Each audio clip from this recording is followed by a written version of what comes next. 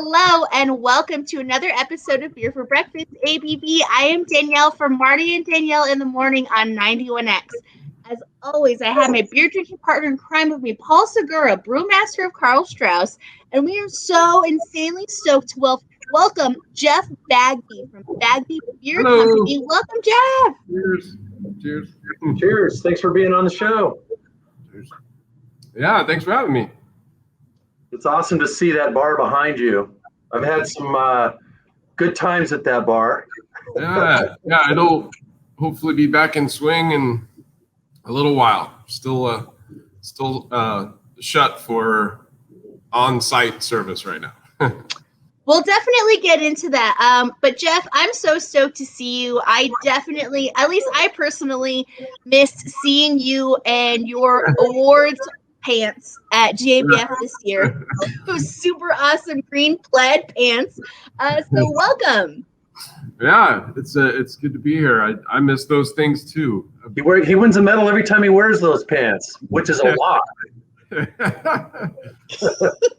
Which is probably more than anybody in San Diego, actually. I'm not sure if everybody out there knows. Over the years, possibly. So humble, Jeff Bagby. My goodness. Well, I wanted to bring you on Beer for Breakfast ABV because it has been such a weird and funky year for Bagby Beer Company, but I noticed that you guys are canning some beers, and we're going to kick it off with the Sweet Ride Brewers Pilsner. Yeah, so a little pale lager we've been making for quite some time now, almost right when we opened. Just real clean, real easy, real mellow, not really hop forward at all, but enough to be balanced. 4.1%, so super easy. The name comes from a trip that we took up to the Firestone Invitational when we finally had beer and were able to go up, got invited, and we're like, well, let's camp on the Brewers campground because that sounds great. And we rented a big RV to pile all of us in and go up there for it. And right when we pulled in, somebody was like, whoa, Bagby, that's a sweet ride. And it just kind of stuck. And it also kind of relates to the beer because it's not sweet, but it's easy. It's a sweet ride, So that also explains why it says Paso bound. Exactly. Yes. Yeah. So you use nothing but German ingredients in this. German malt, hops, yeast. Yes, it is 100% German ingredients. Oddly enough, back in 2016, it won a gold medal at JBF for Bohemian style Pilsner. I don't really feel like it fits into a category. That's kind of why we put the Brewers Pilsner on the label. We started taking it to festivals right after we first made it, and it became very popular with the brewers that were at the festivals. So we just kind of were, okay, that's the Brewers Pils. It's not really, I don't think, hoppy enough to fit into the Bohemian style. I also feel like it's would need to be more around 5% to fit into that category a little better. So, it's just an easy drinking pale lager. I mean, I'll be completely honest with you, Jeff. When I came over the weekend to pick up this beer from you, I don't make it up to Oceanside very often, like at all. That's like going north of the wall. And it was such a beautiful weekend that this is like, to me, the beer that I want to be sitting there drinking on the beach, looking at beautiful scenes. This beer is like the beer that I want to drink when it's warm outside because I want to drink more and more of it. Yeah, it's definitely a beer meant for drinking. That's what we say a lot around here. And it's just that. It's the warm weather all dayer. The balance is incredible, and it's extremely clean. I get no sulfur. I get nothing but everything I want to get, the hops and the malt. Thanks. Good. And I could see why this medal. This is such a great beer. Thanks. And whether or not you think it's hoppy enough, I think there's plenty of hops that come through, especially, I mean, you get a nice, clean, lingering bitterness from the Hallertau middle fruit. Yeah, it has that character. I guess I just, when was that? 2019. I actually went to Prague, spent a few days there with some brewer friends of mine, and tasted all the pale lager that we could, and some other styles as well. And a lot of the smaller breweries over there, they name beers for the starting gravities. So they have 10s, 11s, 12s, 13s, 14s, 15s.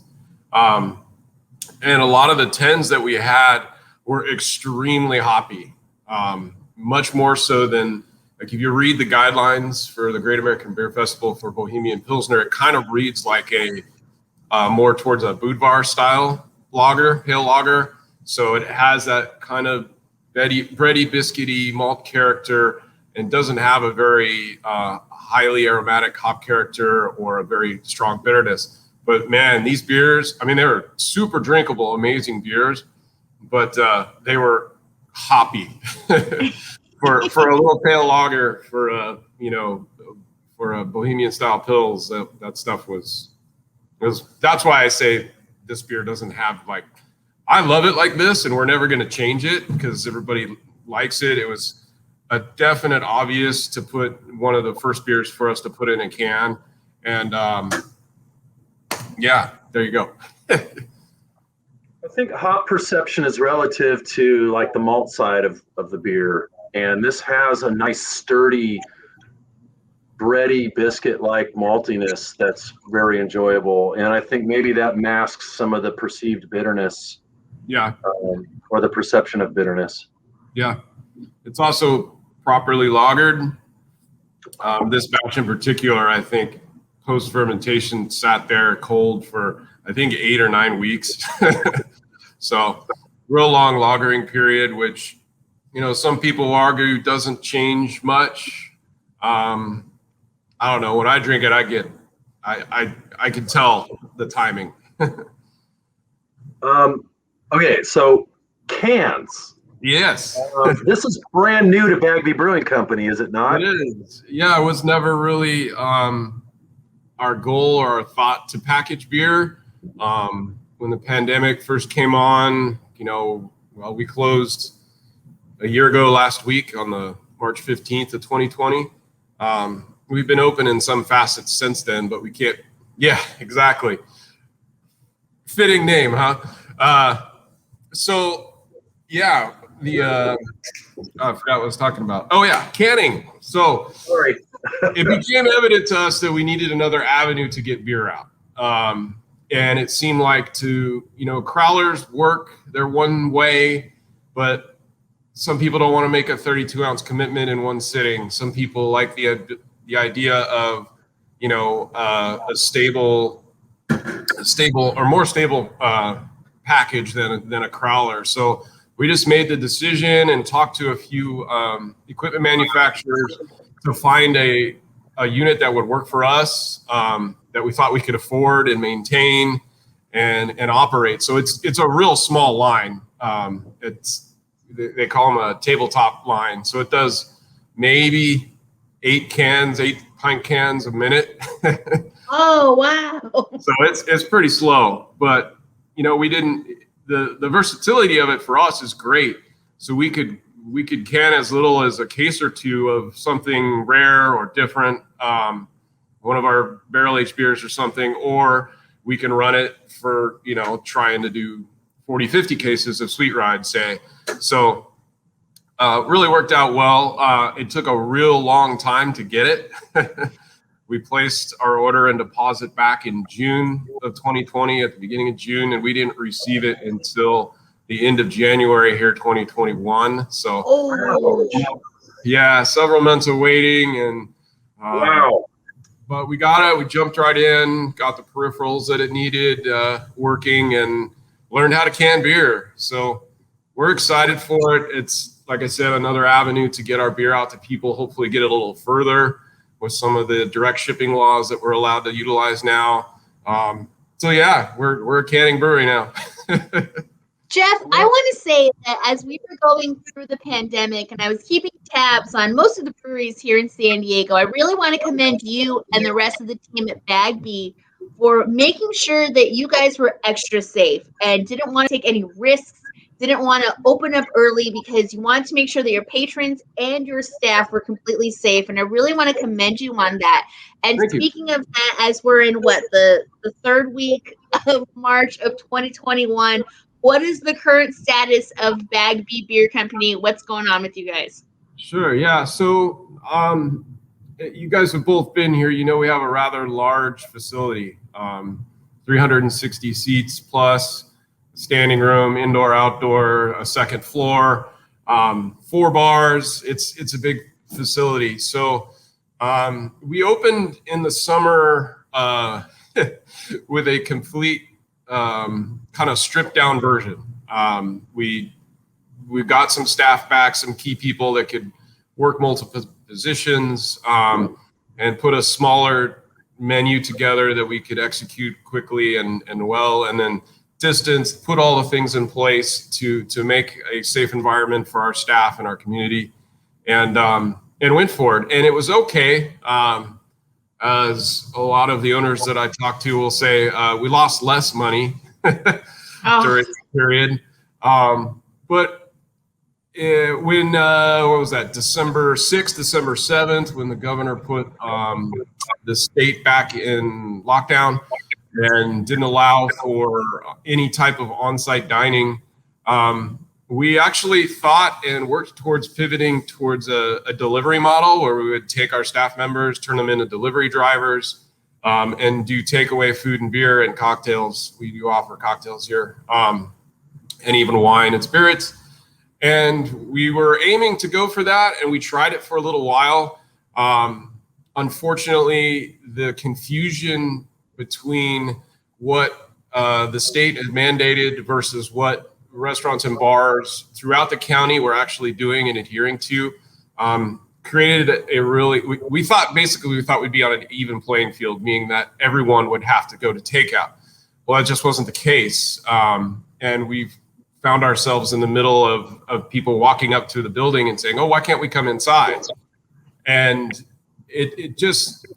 we weren't able to get any sort of volume going with takeaway. We weren't designed for it, even though we tried and spent money and worked towards that kind of service model. It didn't happen. And unfortunately, my wife and I made the decision right at the new year, just looking at it, because of the lack of business, we weren't able to get enough hours to our employees where it made sense, nowhere near enough volume to keep this place going. So we made the decision to kind of hibernate our restaurant, and the brewery is still operational. We're still selling beer out into trade and market, and we still do beer pickup Thursday, Friday, and Saturday here. People can order online and put in the time that they'd like to pick up on those 3 days. And that's worked okay. It's at least, allowed people to still get our beer, but it's still confusing to people as to why we're not open, why. And it's confusing and difficult to explain to people that, we can't just flip a light switch back on and open up. We can't just have food on the ready or staff on the ready for when we're going to open. So we took the opportunity to really step back, do some real planning, and look at what we're going to do moving forward. The things that are coming at us are a little more predictable now. We can kind of see the trends that are happening, and we know where we want to be and how we want to get there. And so we're really stepping back. I'm extremely excited about what's coming.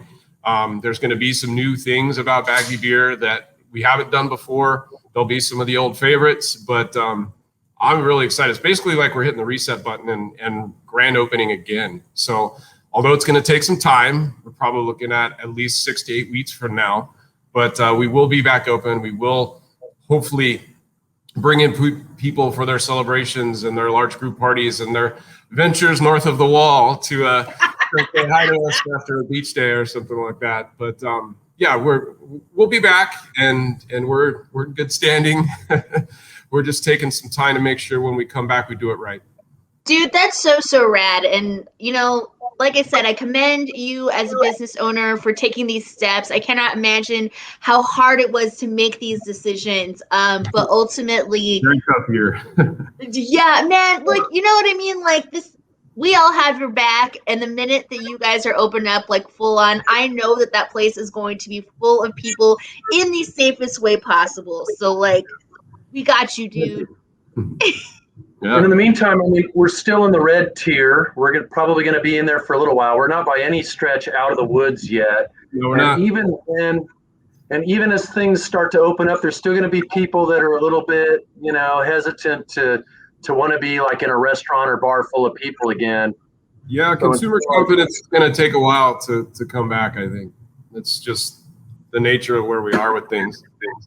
But this, having cans to go is going to help things in the meantime. Yeah. And I mean, I cracked this IPA before you guys did. I'm sorry, I couldn't wait any longer.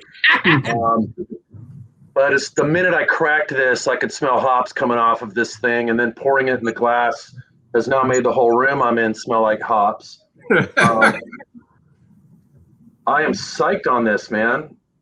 Yeah, we actually had made this beer once before for our 5th anniversary, which would have been in 2019, in September of 2019. But being that the name now fit even more into what's going on, and the first time we made it, we'd actually, because we canned it back then as well, we did it at a different brewery. My lead brewer Brandon and I went over and brewed it at Port Brewing, and the fine folks over there were nice enough to basically say, yeah, you can come and make it here, you can dry hop it here, and you can can it here.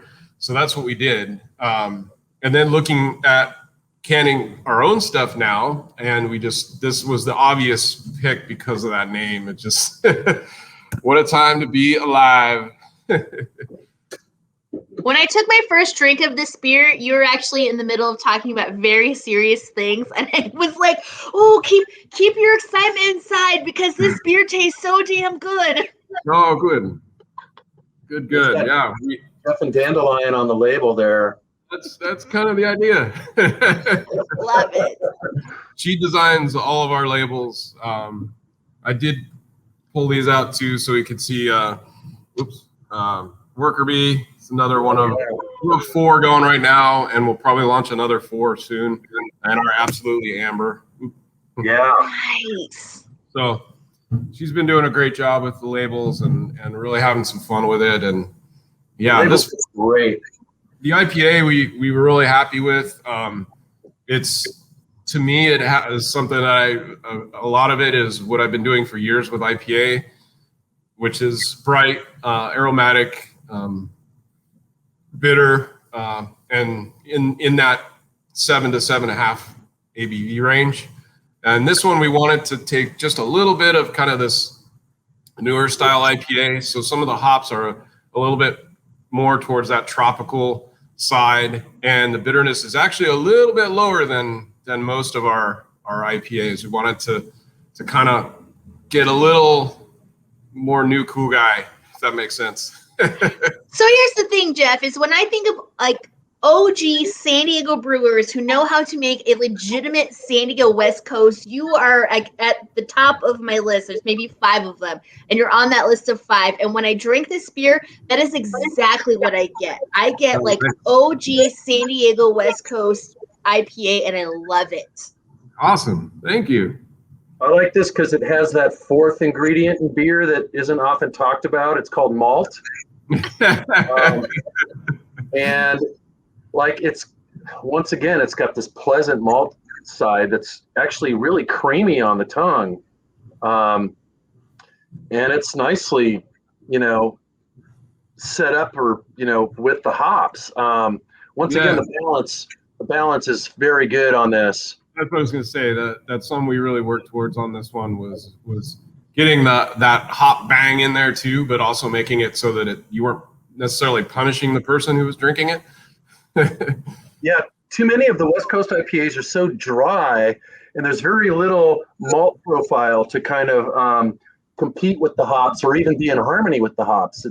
They're so hop forward and so dry that it's just hop juice, but this has a beautiful balance. Thanks. Yeah, it's very well attenuated, so it is a dry beer in that sense of talking about gravity points. But the balance of that malt is there. We wanted that there. We feel like that adds to drinkability, like bitterness as well. But having that good balance, it's dangerous too. I feel like sometimes I look down at my glass of this beer and I'm like, wow, I'm already down. It's already gone. And it's 7.2.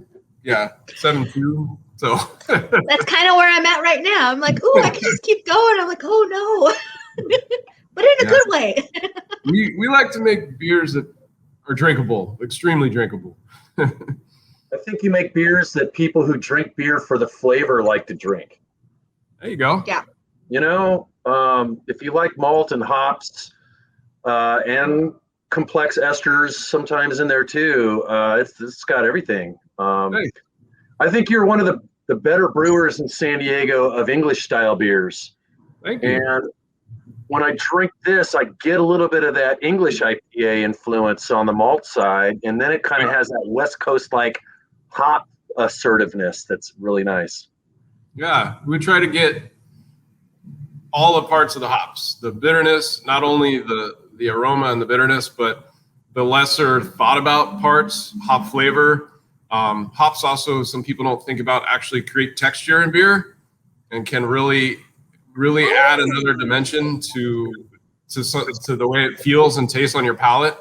And it's not always thought about in that sense because you're just overwhelmed usually with aromatics and bitterness. So that's something we think about when we build these types of beers. Paul, I think that would be an excellent point for you to bring up on Beer for Breakfast this Friday morning with Marty and I on 91X is hop texture, because that's definitely something that we have not really talked about. No. I thought perhaps it might be a little too nerdy to just throw out there. If you think people would like hearing about it, I could definitely bring it up, and we've got a place to steer them. There, if they want to, go out and do some trials. Well, there you have it. This Friday morning on Beer for Breakfast with Marty and Danielle, along with Brewmaster Paul on 91X, we will be talking about texture of hops when it comes to these Bagby beers. So make sure that you join us for Beer for Breakfast this Friday morning. Jeff from Bagby Beer Company, thank you so much for joining us. Is there anything that you would like to leave with the peoples before we say goodbye? Thanks for the support for the people that have been supporting us, and thank you for you guys for bringing me on. And if anybody wants to get some delicious cans, you can go online to our website and order up. I will actually be the one bringing them to your car, so maybe you can say hi. The Jeff Bagby will be putting beer in your car. This is what we're talking about. These things don't normally happen. He might even be wearing some checkered pants. Those are only for award shows. Yeah, I usually only bust them out in that time. Also, it's getting warmer out, so pants. I never really wear pants anyway. So. Always shorts. San Diego. Yeah. Brewmaster Paul, is there anything that you would like to leave the peoples with? I think anybody who out there is not familiar with Bagby Brewing Company, you really need to get to Bagby Brewing and taste all of the beers there. Make an afternoon of it. Get a ride home, and you're just not going to be disappointed. Take the train. There's a train station right there. About 4 blocks away. And find your way up to the top patio because you get a view of the sunset and the ocean kind of off in the distance, and it's a great hang, and the beers are excellent. And if you're vegetarian like me, the vegetarian corn dogs are fun. Yeah, we got a lot of vegan vegetarian items on our menu. Yeah. And Jeff, I would assume your social media will be keeping up with as soon as everything opens up, as you guys continue more, right? Definitely. Yeah. Excellent. Well, Jeff, thank you so much for joining us with Bagby Beer Company 91X Beer for Breakfast. And let's cheers to independently owned craft beer and radio in San Diego. Yeah. Cheers, guys. Thank you.